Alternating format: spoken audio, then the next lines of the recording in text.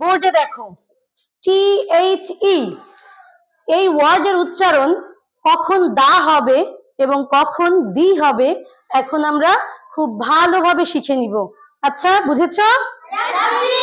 আচ্ছা দেখো, আমরা তো জানি যে ইংরেজি বর্ণমালায় কয়টি বর্ণ আছে, কয়টি লেটার আছে? 26টি।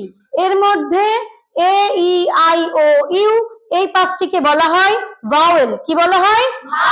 হ্যাঁ, এবং বাকি যে 21টা এই 21টাকে বলা হয় কনসোনেন্ট। এটা আমরা জানি, তাই না?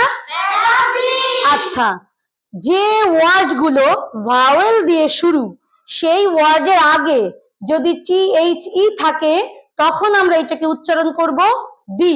এই যে দেখো আমি লিখেছি দি অ্যান্ট, দি এগ, দি আইসক্রিম, দি অক্স, দি আমব্রেলা। কেন উচ্চারণ করেছি দি? কারণ এই ওয়ার্ড গুলোর আগের যে লেটার এগুলো হচ্ছে vowel, A E I O U, তাই না?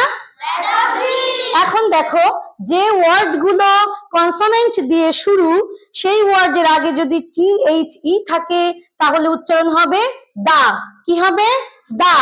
এই যে লিখেছি দা বয়, দা স্কুল, দা ফ্যামিলি, কারণ এই ওয়ার্ড গুলো কনসোনেন্ট দিয়ে শুরু।